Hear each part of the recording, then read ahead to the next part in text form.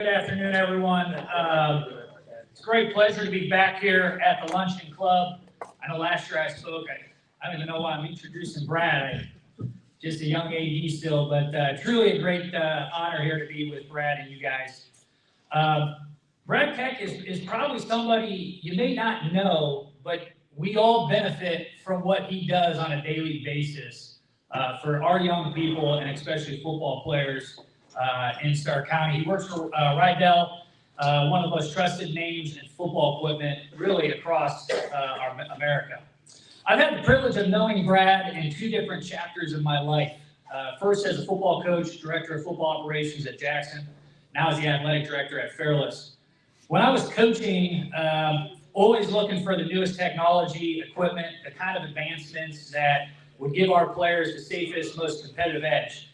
Now sitting in the athletic director's chair, a little more cautious, balancing innovation with budgets and true program needs. Brad, though, has been that one consistent through both of these worlds. He's the guy who helps find the solutions to both sides of that equation, bringing forward the latest in equipment and safety technology, while also understanding the financial realities that we all face in education-based athletics. Quite simply, he is the best in the business that I work with. He's not just a sales rep, he's a problem solver, a resource, and a true partner for our programs at every level.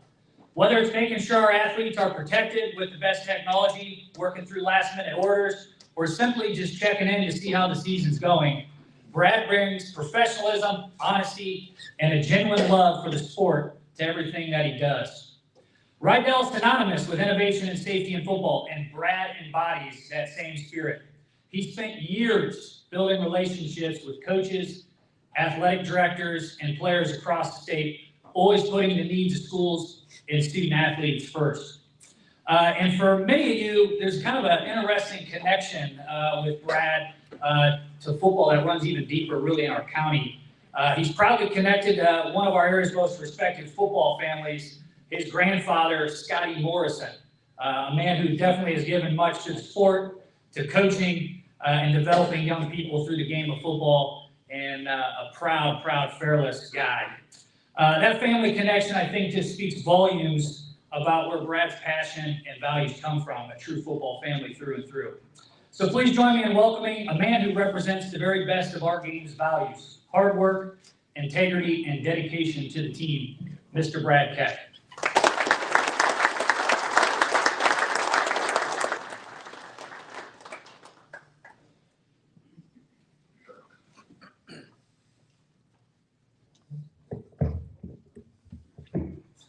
I don't give many speeches, but I usually have to do that.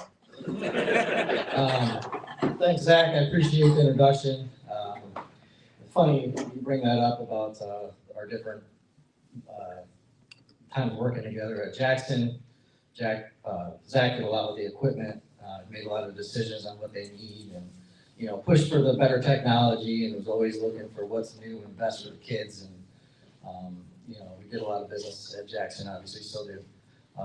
But he gets a job at Fairless as athletic director, and I remember one of the first conversations I had with him. I brought up order new helmets or something like that, and his first thing he said to me was, "Well, I got to look at the budget; it's a little tight." I said, "Man, you really got this AD thing down." So, no, I'm just floored to be here. RJ reached out to me this summer and asked me to do this. I was just very grateful for the opportunity, very honored. Truth be told, I didn't really know exactly what was going on here with this group. I knew about it. I didn't really, know much about it. So of course I had questions for him. What's expected and all that. And he's giving me the rundown that you guys have had Hall of Fame players come and speak once a month is what they try for, and different influencers in the sports world. Jim Tressel was here, just some unbelievable names. And as he's talking about this, I'm just like, who in the hell does this guy think he's talking to right now? Okay. So anyway, I'm Brad Keck with Rydell. As stated, this is my 20th year. Hopefully I can give a little bit of perspective in the football world. That's a little bit different than what you've had in the past, and we'll have some fun with it. Obviously, I brought in some toys. Feel free to come up, take a look at, and I'll go over some of the innovation and the differences between those couple helmets too here. Anyway, I started my career, like I said, 20 years ago. I was about a year out of college. I was an education major in college, wanted to teach and coach. My dad teaches and coaches. As Zach said, my grandfather taught and coached. My mom was a teacher. I mean, my whole family was teachers. So I was dead set. That's the only thing. I'm going to teach and coach when I grow up. And I graduated with an education major. Discovered, this isn't for me. I'm not going to teach. Okay, well, what are you going to do now when you're done? I don't know. I got very lucky. That this job basically fell on my lap, but I was skeptical as can be about it because I was not a salesman. I was a 22-year-old kid that was very shy, didn't really want to talk to people. Right now I'm still pretty nervous. But at that time though, I would have already been running out the door if that was 20 years ago. There's no way I could do this. But anyway, my point is, it makes it a lot easier when you have people that you're selling to that you look up to and understand and know what they do, because that's what I wanted to be, which has made the job a lot easier. And it's sports, so obviously that's makes it easier as well. But when I was hired, interestingly enough, at that time, Riddell was hiring non-football reps. They wanted to expand into other sports, like making a big push to baseball, basketball, anything they could sell that was not football. I was hired as, they called us multi-sport reps. So I did not sell any football. I mirrored another guy's area in Northeast Ohio, which is still where I'm at. But I mirrored that guy's area and I took any order that wasn't football. Now they hired 15 to 20 guys in the country to do just that year. It was a struggle. It was to give you an idea of how bad it was. And I shouldn't say bad. It was very low expectations and they knew that. But the average Riddell salesman at that time probably wrote about $700,000 to $800,000 of business in a year. I did $78,000.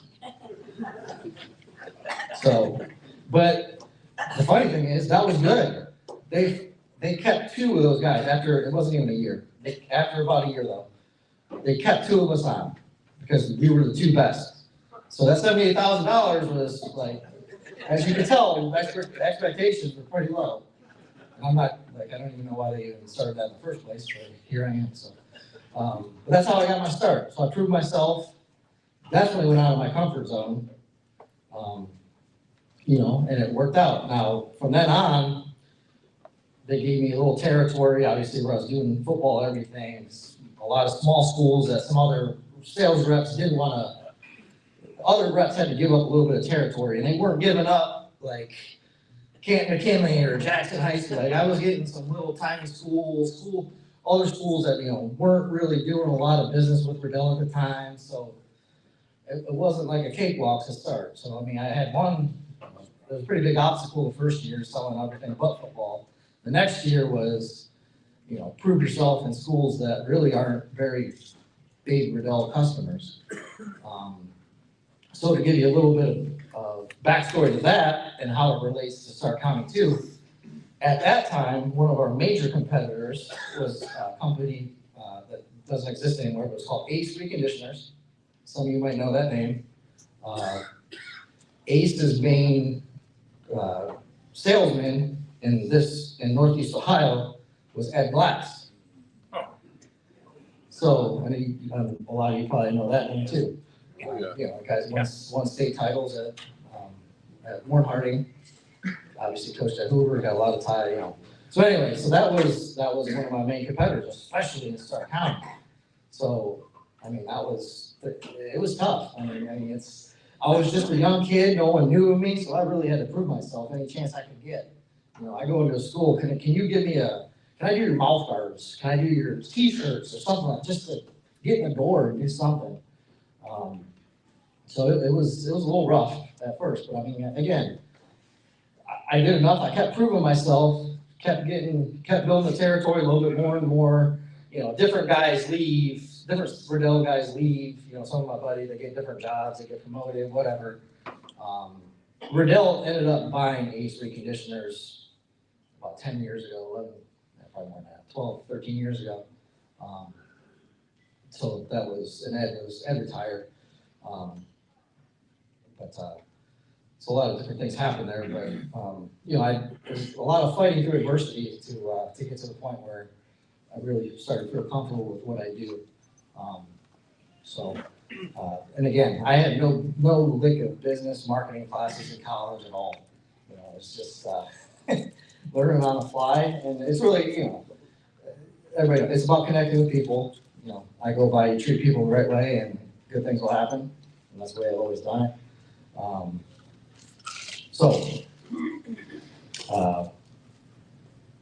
I'll get into the product, I guess, and my company, Riddell. Some of you have probably seen driving on the turnpike, going out west, big Riddell building, big white building with red letters. Can't miss it if you're driving west out towards Elyria. It's actually in North Ridgeville. That was built in 2017.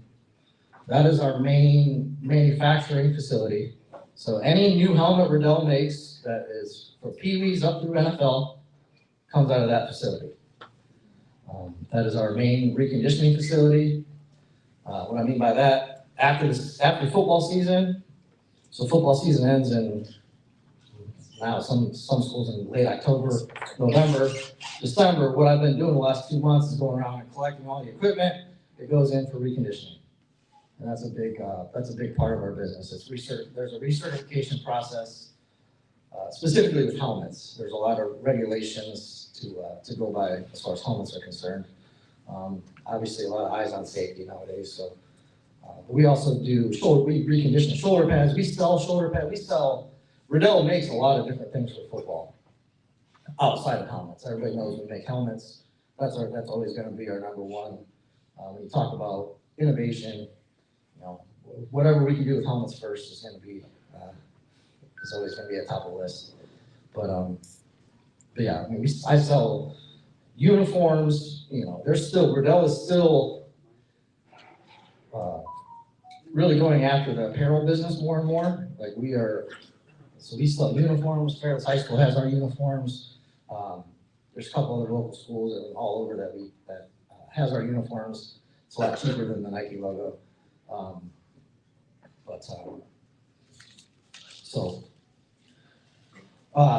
Helmet technology, which I'm gonna guess, knowing that Riddell was here, you're gonna hear a little bit about helmets, so I should probably touch on that. Up until 2002, helmets were all the same, pretty much. Like the technology, we all remember a football helmet. What did a football helmet look like? I'm looking at Coach Sartell's shirt there. They had the circle ear hole. They all look the same. I mean, Riddell looked the same, Bike looked the same, they all looked the same. I mean, there was nothing really different about the helmets until 2002. So it was really like, who sells a cheaper helmet? Because there's not really any features there's nothing that makes one really that much better than the other. So when I started in 2006, the helmet that had just come out within the last few years was the Revolution helmet, which is that blue one on the corner over there. So that was the helmet that really started the helmet innovation for Riddell, not just Riddell, but competitors as well, that really started thinking about making helmets in a different way, thinking about different features to help obviously reduce the risk of brain injury, concussions. We all know that's been a big hot topic in the last 15 years or so as well. And all that talk also, you know, kind of helps build.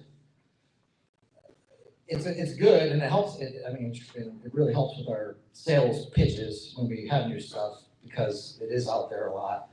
But I mean, a lot of stuff is looked at. We collect on-field data nowadays with sensors in our helmets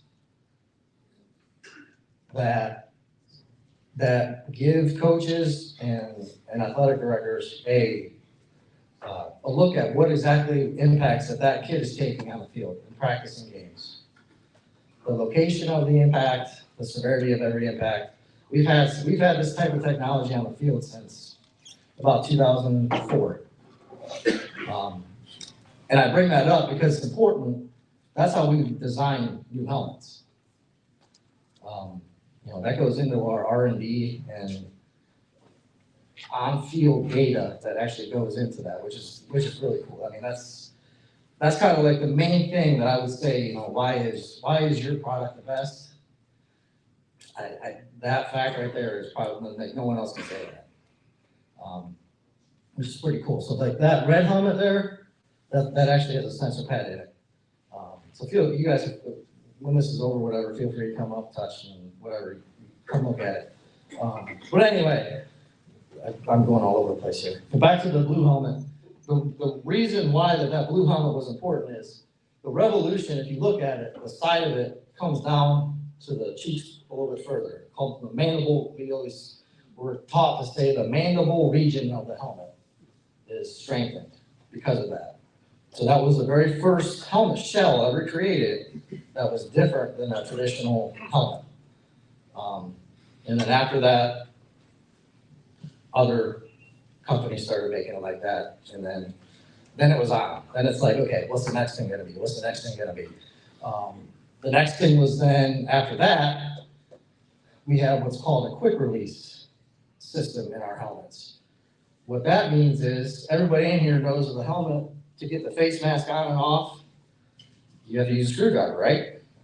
Well, with the quick release, you don't need that. It's a pin, and the red and gold ones both have it. It's a pin that sits in the helmet, push the pin, pops it right off. So it's a safety feature. Kids on the ground, needs medical attention, need to remove the face mask. It makes that like 4 times as quick to get to the airway. So trainers love it. I mean, that was like 15 years ago we came out with that. So now there's more advances in technology coming. There's liners inside the helmet now that are comfort liners that go against the head that just make it like pillows on your head. I mean, it's as comfortable as can be. Kids love it. And then the Speed Flex is the gold helmet, which came out in 2014. You see it's got a cutout in the front. I'm sure when you watch on TV nowadays, you see a lot of the helmets have a cutout. It's called the Speed Flex. It's meant to flex. It compresses a little bit, disperses energy on impact. And so does the face mask. The face mask, actually, the way it's hooked up, it wiggles a little bit. So any impact to the front of the face disperses that blow too. So side impact protection, quick release system, flex panel, and then now we're getting into some of the latest, and there's other stuff, I'm not gonna go into every single thing, but the latest stuff would be the red helmet, which is called the Axiom, which we've had out there a couple years now. We took that flex panel idea, and it's on all 4 sides of the shell now. I have a pretty cool picture actually from one of my buddies sent me from, I don't know, West Virginia or something. They caught an image of a kid who went head first into the ground. Like, he got upended, head first into the ground, and they caught a picture of him hitting the ground, and the way the helmet shell just like expands and like it does what it's supposed to do. The kid, the story is, kid walked away fine, the helmet was fine, but the picture shows the flexibility of the helmet on that impact where he's hitting the ground, and it's incredible. So that's that red helmet over there. Like I said, it's got the flex panels on all 4 sides. Everything's now about dispersing that energy away from the head.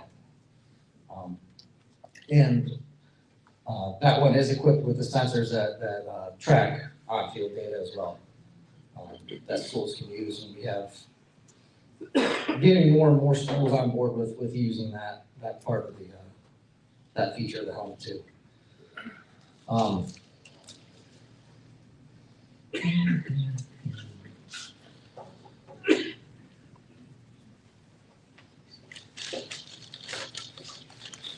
So I just, I think just in general, I mean, I don't want to talk about, get into like all kinds of sales pitches and stuff, but, I mean, you can ask different things and I'll answer, but, I think the best part of my job though is just meeting all the different personalities at all the different schools. You know, it's kind of wild when you think, because I have 80 high schools I go to, 5 colleges, and about a lot of youth groups too. But just thinking about high school coaches and college coaches, there's everybody, all of them have the same goal, all of them have the same routines, all of them pretty much have the same jobs, but the personalities are like, it's all over the place, which is, it's just wild to me. And it's, you know, and I'm not saying that there's good guys and bad guys. Most of everybody I talk to is a good guy. No names, but I mean, there's some, yeah, there's some oddballs. So I think one of the things I've learned the most in sales though, the way you approach, if you want to sell something, especially something new, like you're trying to sell a new product, you really got to know that personality of who you're talking to. You know, you don't just have to know the product and what it is. What is about my product is going to make this guy or this person, you know, want to buy it.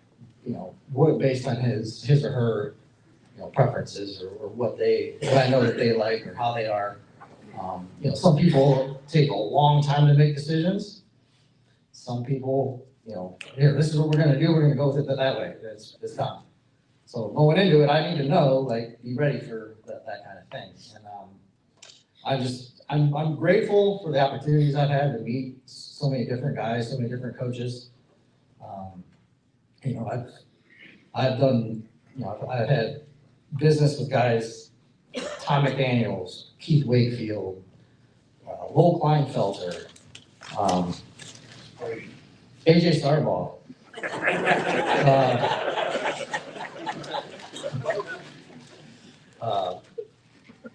Jim Dennison, Bo Pelini, Rick Shepis, Jim France, some legends from Northeast Ohio that I've had the privilege to work with and for. You know, and like I said, I come from a family of educators and teachers and coach. My dad was a coach my whole life, still is. So, and my grandfather was a coach as long as I knew him. And like, how many are in here coaches or had coached and yeah, not just football, anything like that. It doesn't have to be just football. I mean, I have the utmost respect for any coaches and what they do, especially at, you know, we all know at the high school level, the pay is next to nothing. You know, you do it out of the goodness of your heart. You try to develop kids into young adults, and that's what it's about. And if I can play just a small part in helping that process, then that's probably the best part of my job too. And that's kind of the way I attack things. So I did want to share one story I had, and then I'll open it up. One of the stories that probably made me feel more important than I am in this job, what happened about 6 years ago. It's at Perry High School. Coach Wakefield I was meeting with, it was about this time of year, it was December. We were meeting on, he's gonna order some new helmets. Perry High School coach, the football coach's office is like down low, like at the basement of the building.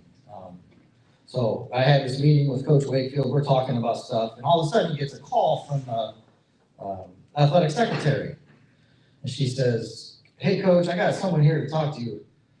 It's a coach," and like I run into coaches all the time for like college coaches this time of year, recruiting, like all the meetings with coaches and stuff, and like,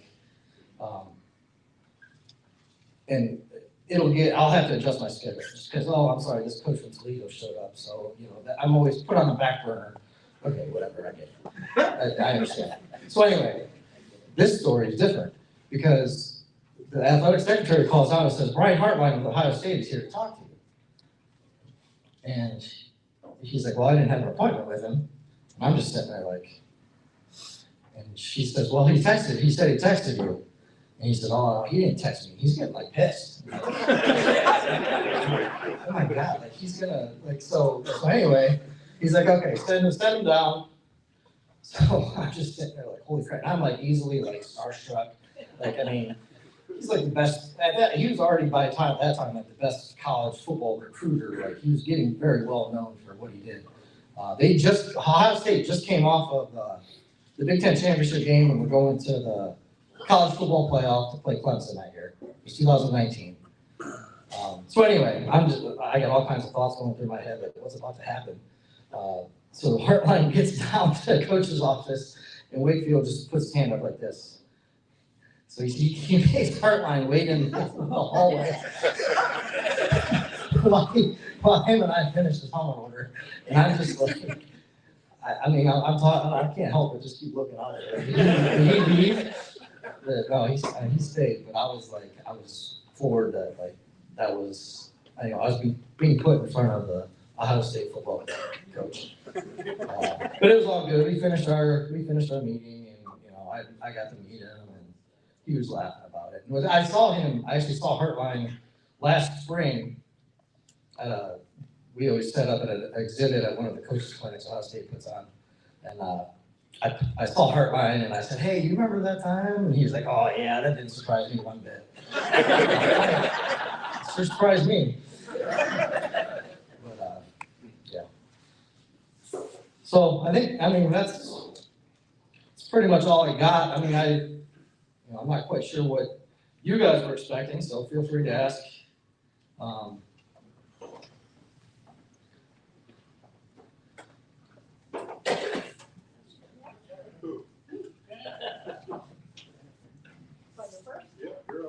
Hi, I volunteered at the Hall of Fame, and last year we had an employee from Riddell tell us that if a Guardian cap is used over your product, the warranty is forfeited. Is that true?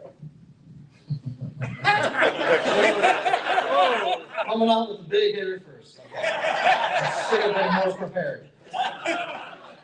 It does not affect the warranty. It does not affect the warranty. There's, we do not recommend it, and that's pretty much all I can say about that. Well, More detail. Yeah, well, I have my iPhone and my face recording this right now. And if I ever come back again, I still want to be working with Riddell. No, it's a very good question. We just don't recommend it. It does not void the warranty. And that's, yeah. I don't agree that it is useful. I will say this, helmets, and like I was saying before, helmets go through a very rigorous process to get tested and certified. Like, that's why there's only like 3 helmet manufacturers out there. And because it's a process, it's a lot of insurance, a lot goes into it. And we use data collected from the field, like I said, and there's a lot that goes into it. And to say that putting something else on top of that helmet is gonna make it better just because it's another piece of something. So then you disagree with the 50% reduction of concussions during pregame, when they were preseason, when they were used? They compared the data. You don't agree with that? I don't, the data says what it says. I don't know. I'm not familiar with that data. Okay. Yeah, we had a kid one time, big boy. We couldn't find a helmet that fit him. Mm-hmm. And it took quite a bit. Who's we? This was out of Dalton. Okay. It's probably about 15 years ago, something like that. How often does that happen? Yeah, I get it in July and August, probably once a week I get a call like that. there's ways to manipulate the padding inside the helmet. Especially like around the cheek pads. Like we have different sizes of we call it face frames, what used to be called cheek pads. There's different sizes that you can slip in there. But I mean, we don't make a 2XL helmet is the thing that, we've never made it 2 extra large. Extra large is the biggest size we've ever carried. Some models we make are different, like fit differently than others. And now with the scan to fit, I didn't even touch on that. The Axiom helmet that we're going to fit the helmet, it's a scan to fit helmet. So I actually fit it. It's an app on my phone. So I walk around the kid's head, he wears a cap, and the scan gets the data and everything about that head. So the helmet, the guts of the helmet is made to fit his head. So now in a scenario like that, what you're saying, because there's certain regulations that there's got to be like enough thickness of padding in there. Like you can't just put like a paper thin pad in and call it a day. But we have different ways to fit different size heads now too. That is a little bit more custom made. So, but yeah, I mean it's come up. It's come up.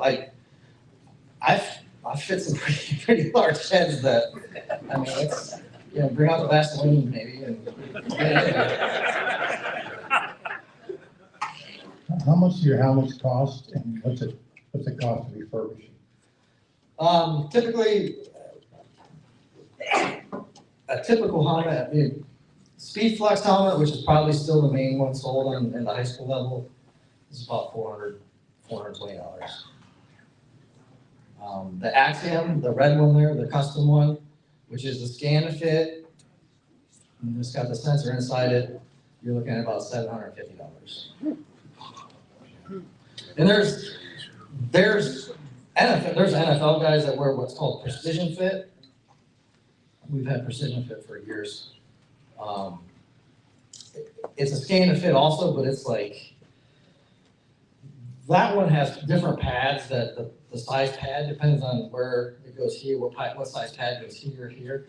The precision fit that a lot of NFL players will wear, the whole piece on the inside is made to just go right around their head perfectly. So it's more like one solid piece, and it's obviously there's more that goes into it than that helmet as far as making that piece. But it's about $1,500, which is nothing to them. I mean, it's.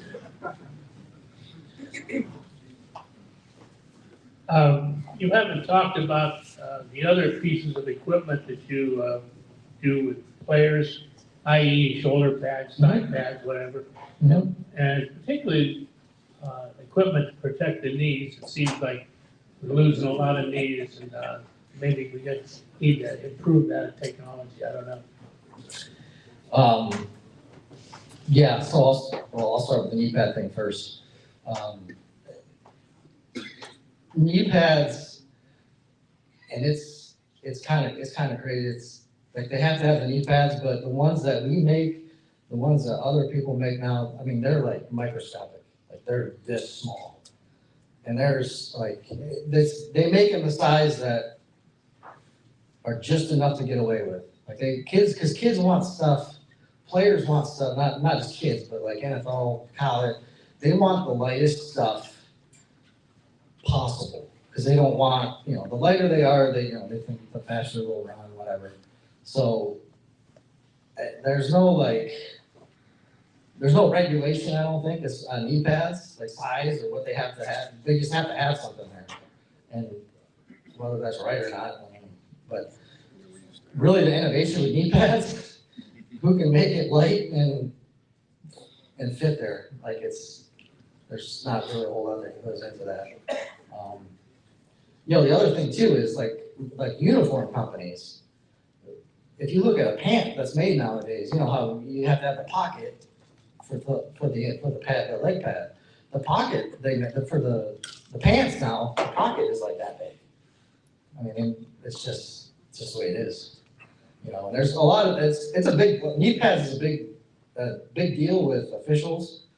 I know in Ohio high school, You know, I go to games all the time and 4 or 5 times every game, there's officials are sending kids away because the pants aren't going past they might have a knee pad in, but the pants aren't going past the knee at all. The pants are like in and at the thigh.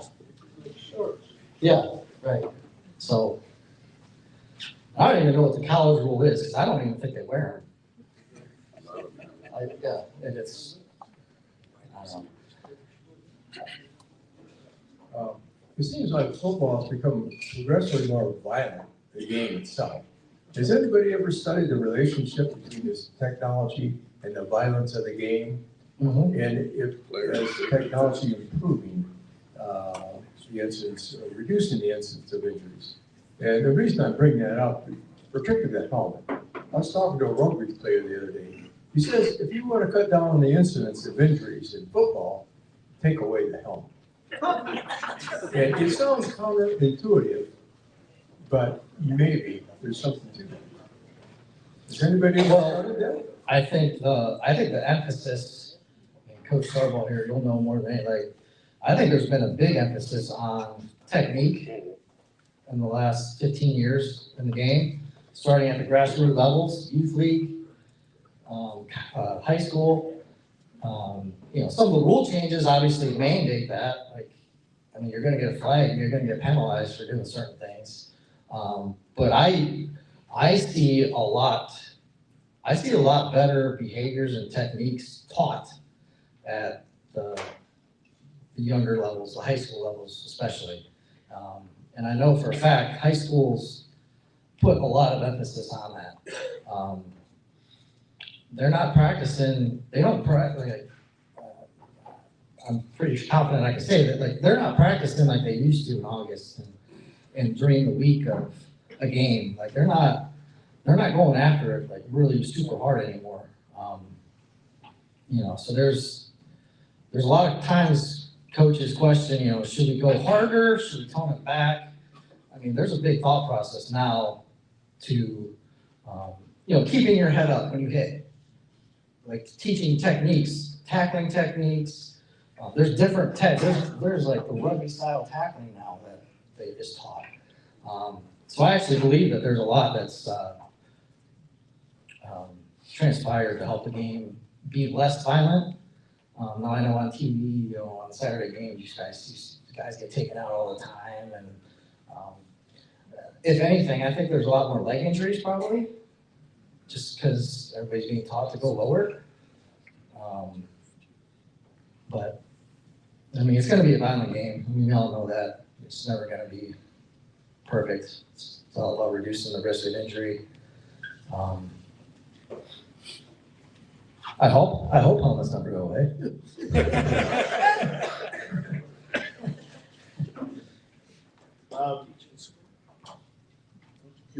I think you were mentioning before that Rydell is always looking to expand to more market. I guess my question is, I haven't heard of this, we get aggressive girls sports like wrestling, and coming up soon, like football, maybe some other things that the girls are really aggressive into. Rydell looking into any of that? Yeah.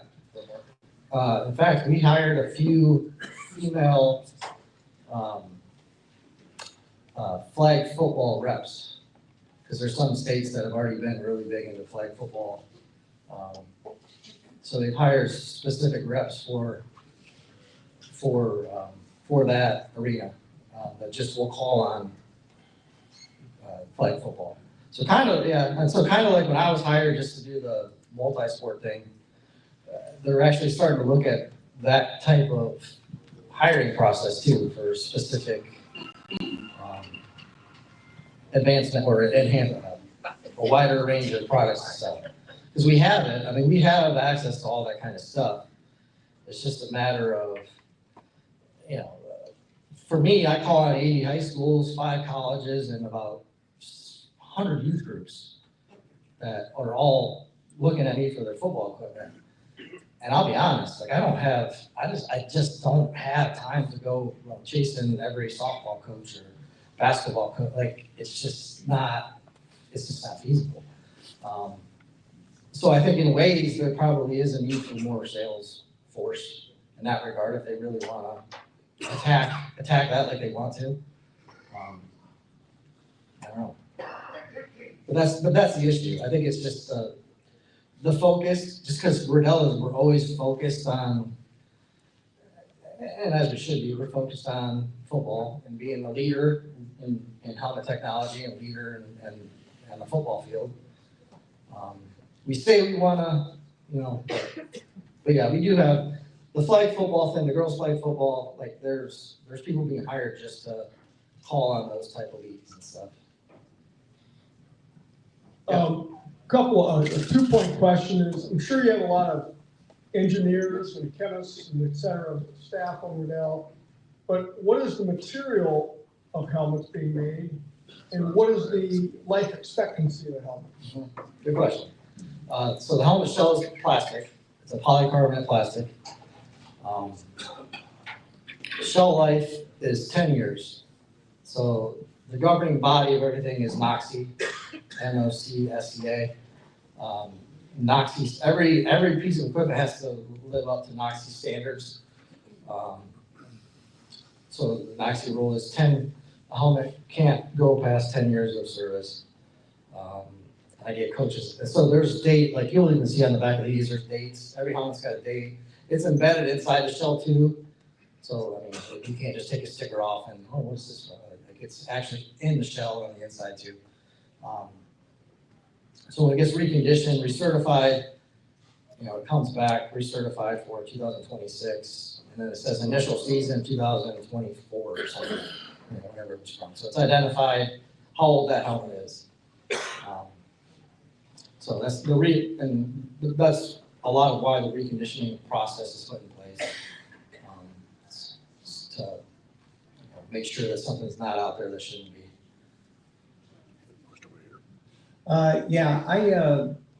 I'm very interested in what you have to say. I've been a site physician for 26 years now on field and covered some of the games at Ohio State at Tom Benson for the state championships.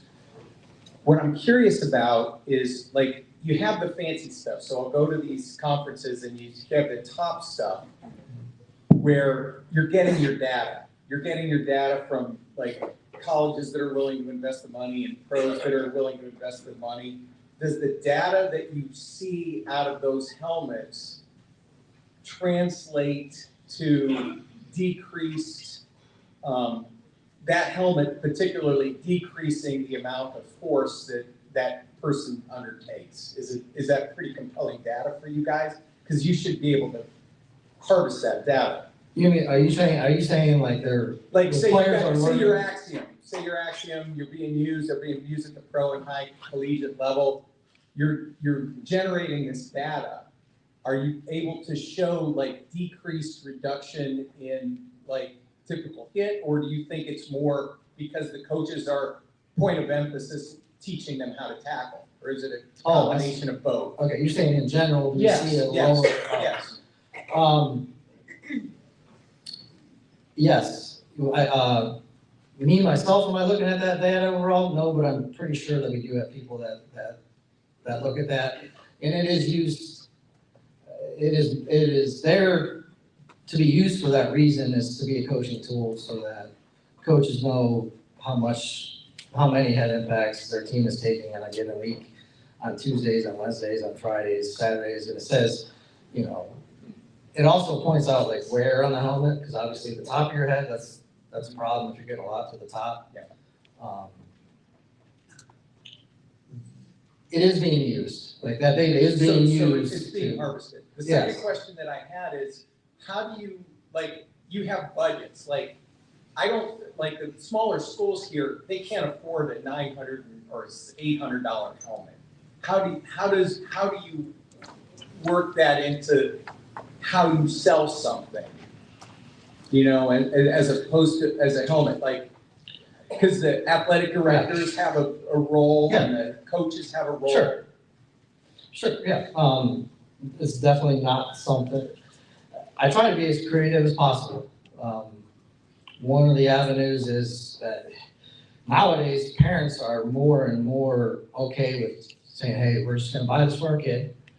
And in that case, like if the school gets a certain group together, you know, we can give them like a team price or a bulk price that it's not gonna be $750, it's gonna be a little bit less. It's just about being creative. I have some schools where the kid's a freshman and it's scanned for his head. They pay half the price of the helmet, he wears it for 4 years. They can donate it back, or they can pay the other half of the helmet and just keep it. I mean, there's a lot of creativity that goes into how you can make it work or not work. And that, I mean, unfortunately, it's also one of those things where, you know, not every school can have the you know, the highest price stuff. And I mean, it's my job to try to make it that way and try to be creative, but I mean, in the end, it's just the way it works.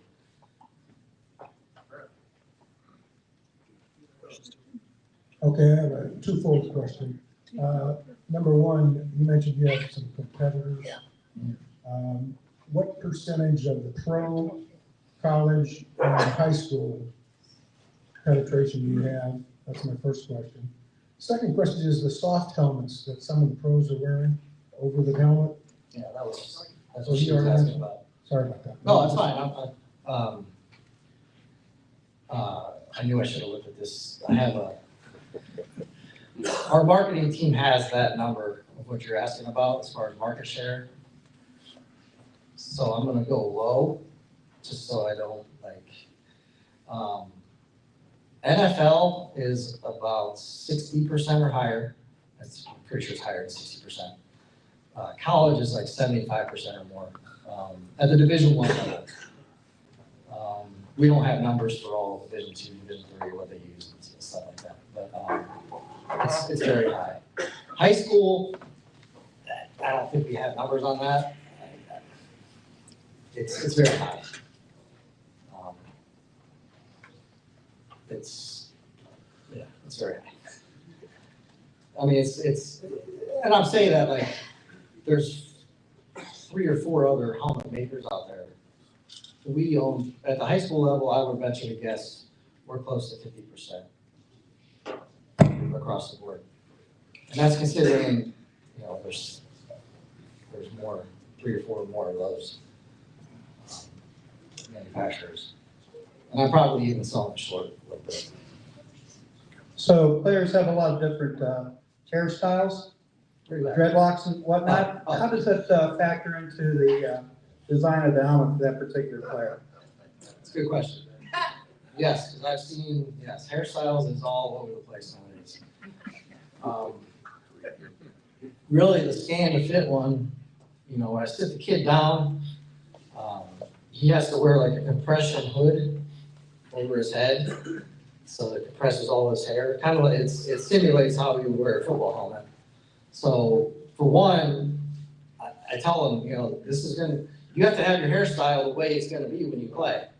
Like you can't have it one way at school and have me scan you with like your hair this way, because that's the way the helmet's gonna fit. When you change your hairstyle, you know, it's not gonna be exactly right. But for the traditional helmets, not talking about the scan to fit, but just traditional helmets, the Speed Flex, it's got 5 different spots where it takes air and inflates. So our helmets, for as long as I can remember, always took air. The Speed Flex, that gold helmet, would inflate in 5 different spots.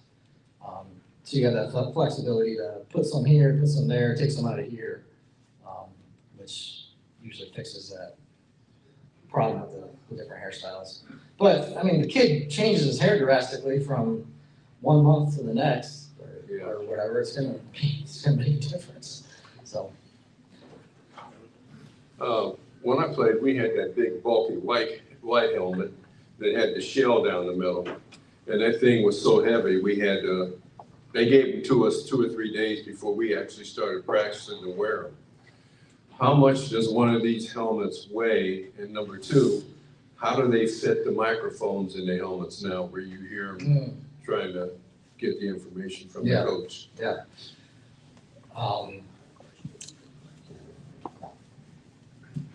I kind of remember what helmet you're talking about. It had the added thing to the And top. that shell foam. in the middle, yeah. Yeah. I've never actually seen one, but I know what you're talking about, and that's kind of, Girls joke.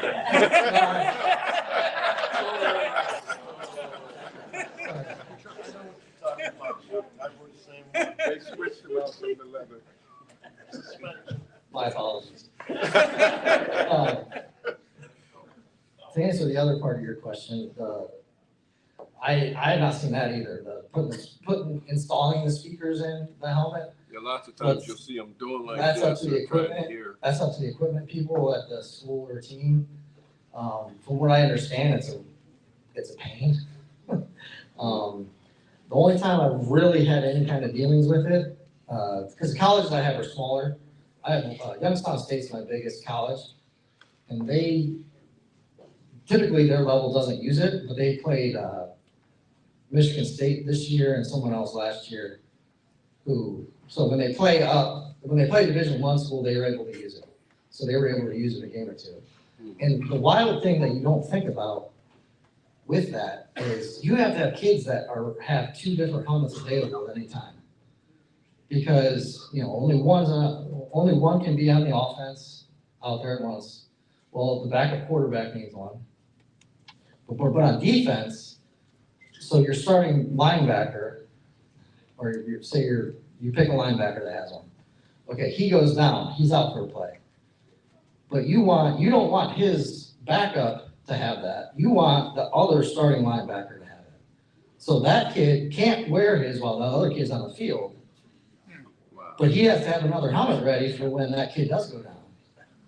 So it creates like a whole, and then you take into consideration like the scan to fit precise helmets and stuff like that. Like it's just a nightmare. Like, it's just a lot. But installing them themselves, like I've never had to do it, but I've been told it's not fun. One more question, one more back here. From a Oh. data cost benefit perspective, do different positions take different safety on helmets?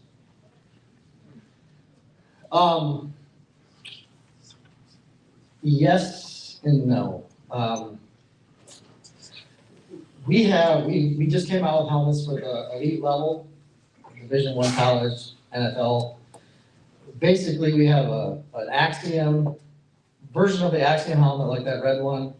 That's a QB pad or a QB style, and one that's a O-line, D-line style. What that means is, and I haven't actually even seen one in person, but the O-line, D-line, if you picture, the helmet on the outside looks exactly like that, but it's kind of built up with a little bit more padding in the front, because they're taking the repetitive blows to the front of their head for linemen. The QB one is going to be a little bit more reinforced in the back for any times the other guy's head hits the ground. So yes, I mean, we don't have one, there's, not yet anyway, there's nothing in the works for like a safety helmet or a cornerback helmet or anything like that, but yeah, it's, in general, there's some positions that are looked at as far as bulking up the padding in certain spots. Thank you. Again, someone asked about feeling the weight of the helmet. I don't have the exact metric, but you feel free to come up and hold it. If I weigh like that, we can. Thank you. So thank you.